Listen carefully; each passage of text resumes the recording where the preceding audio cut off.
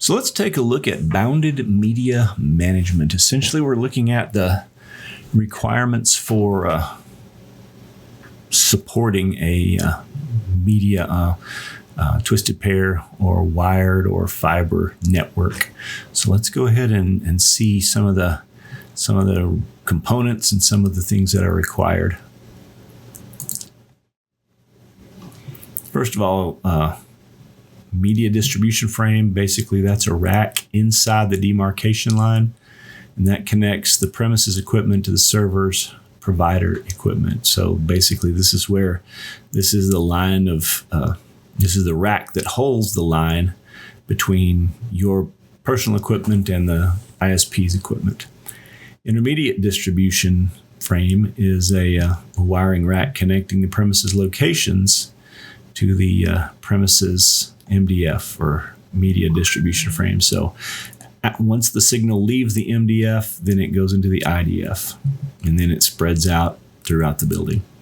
Network drops, basically a wall drop with a socket, usually a plug that's designed to hold an RJ45 or a punch down block, if you're familiar with that expression.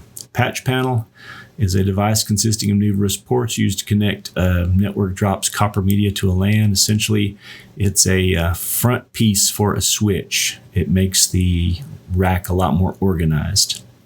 Punch down block is a device consisting of numerous slots used to punch down or terminate a network drops copper wiring. This is how you build sockets rather than how you build plugs. Use a punch down block. Fiber distribution panel, that is where fiber, basically there are a lot of ports. Fiber comes in and it connects to the network, drops fiber media, and that's how you connect it to a LAN. Physical network diagram. This is a drawing or representation how a company's network is designed physically, where the drops are and what buildings, etc. And then logical network is basically it's a text-based document, and it records things like IP schemes and things of that nature, equipment and serial numbers, and just about anything you can think of to put there. Don't forget the interactive activity. A 66 block is a copper terminating punch block. This is basically a punch block for phone service. This is something you would connect phone line to, which is only 2 pairs. A 110 block is an older copper terminating punch down for Cat5 and Cat5e. Like I said, this is older. Most people now are using Cat7 or 6A. A crone is basically the same thing in Europe. It's a Cat5, Cat5e 110 block, but it's what they call it in Europe.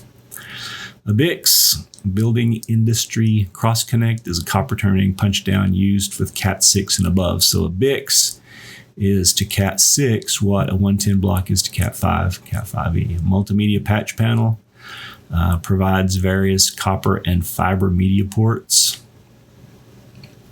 Cable crimper is a hand tool used to securely attach RJ45 connectors to the end of a Cat6 or Cat6A cable. Stripper is used to remove the insulating jacket from around the Cat6 or whatever wire you're using. The punch down tool is a little bladed tool that you use to punch down the copper pairs into a punch down block. It looks like this. It's kind of like a screwdriver with a blade instead of just a screwdriver handle. And then a wire map is the diagram map for 568A or 568B media. So this is just basically it's an image. It's a document that you can use to make sure that you have the correct wire patterns in your connectors. Optical time domain reflectometer is an analysis troubleshooting tool for fiber optics, as is a spectrum analyzer, as is a light meter. All these things are used to make sure that your fiber optics cable is getting enough of the correct frequency of light where it needs to go. Fusion splicer is a thing that melts 2 fiber cables together. This is a splicer to join fiber optics cables. A visual fault locator or analyzer is a fiber media tool used to locate cracks or faults or damage inside a fiber cable.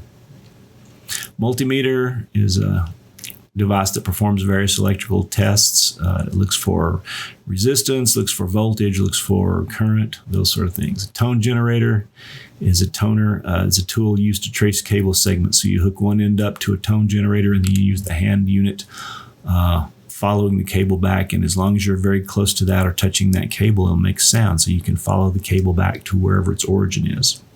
And you can find if there's breaks in it. Loopback adapter is a tool to test a physical port's functionality. This will tell you if the port on your network card or your patch panel or whatever is bad. Cable tester is a tool to make sure that you have the right wire patterns in your cable and that the wires are not broken. If you have used or if you've completed the cable lab, then you've used a cable tester already. If not, you're about to. Traffic access point, or a TAP, is a test access point. It's a hardware device temporarily inserted into a network segment to capture packets. Essentially, you're looking at the packets that the network is transmitting through that particular segment to make sure that everything is as it should be. And finally, you have a challenge activity, and that's pretty much all you need to know about bounded media network administration, at least as far as troubleshooting goes. Okay, so that's a brief intro to bounded media management. If you have any questions, contact me via the Canvas inbox or ask me during class, and I will do my best to answer. Have a good day.